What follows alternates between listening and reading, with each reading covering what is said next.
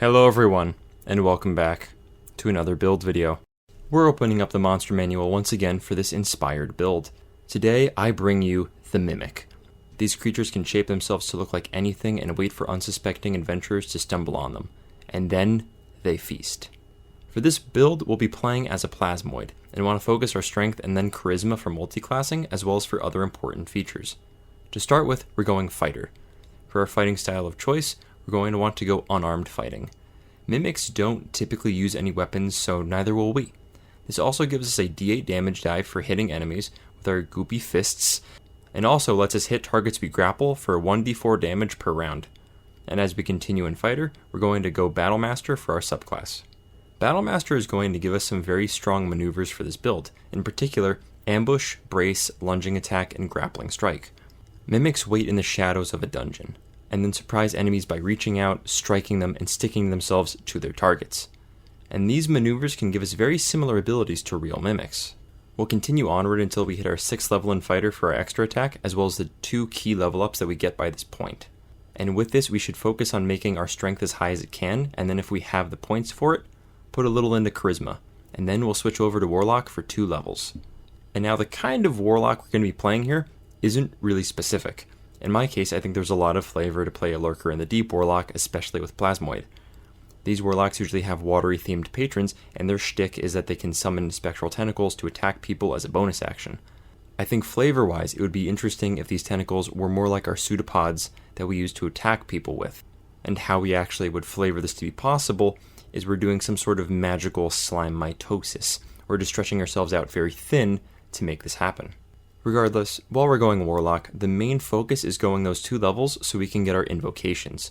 Those invocations being Eldritch Mind and Mask of Many Faces. Eldritch Mind is great for Hex, and of course, if we're going to be going a Warlock, we're probably going to want to take Hex as one of our spells. Being able to stack Hex on every attack and then multi-attack we do as a fighter is going to be amazing. And Eldritch Mind is really going to help us keep up the concentration too, so we can get even more mileage out of it. But the real clincher here is Mask of Many Faces. This is where the build starts to get really fun. So with the Mask of Many Faces, it's an invocation that basically lets you cast Disguise Self as many times as you want without any spell slots.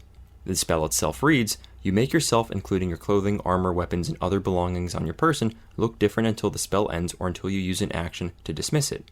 You can seem 1 foot shorter or taller than you are, and can appear thin, fat, or in between.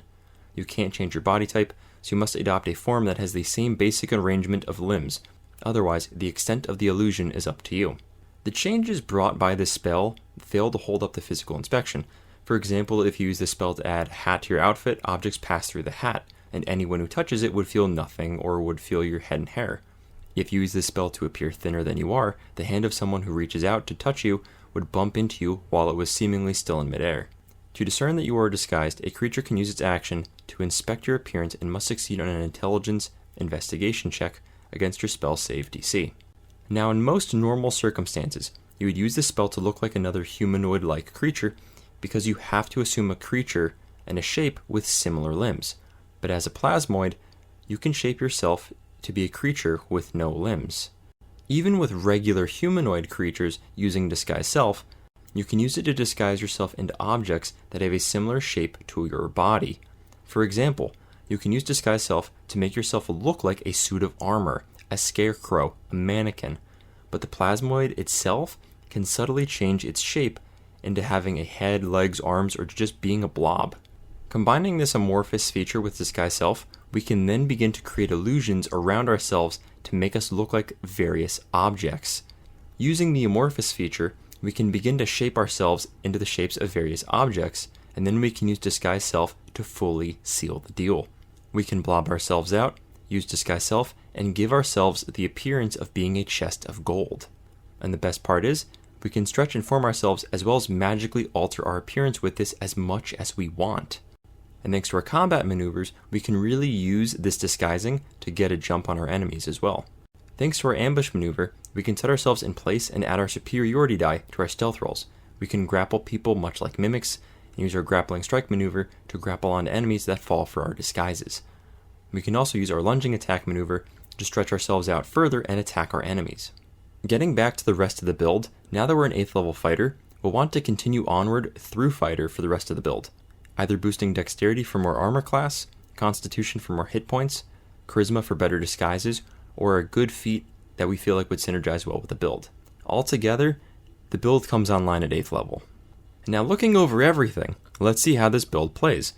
We're a fighter that primarily focuses on strength and grapples, will be great at single target lockdowns, and with our Plasmoid's Amorphous feature, we have advantage on initiating grapples as well. In addition, we're surprisingly incredibly stealthy. Thanks to ambush as well as our ability to basically disguise ourselves as anything, we're great at hiding as well as being very sneaky. However, this is a considerably lower magic option. With Disguise Self and basically Hex being our only real go-to magical abilities, we're going to be left mostly punching things for the rest of the game. But the sweet joy of getting the jump on our enemies after we've disguised ourselves to look like any random dungeon object will be legendary. And for the most part, that's the build. I hope you enjoyed it, and if you did, then please subscribe for even more D&D builds. And in the meantime, keep smiling, keep scheming, and I'll be seeing all of you next time.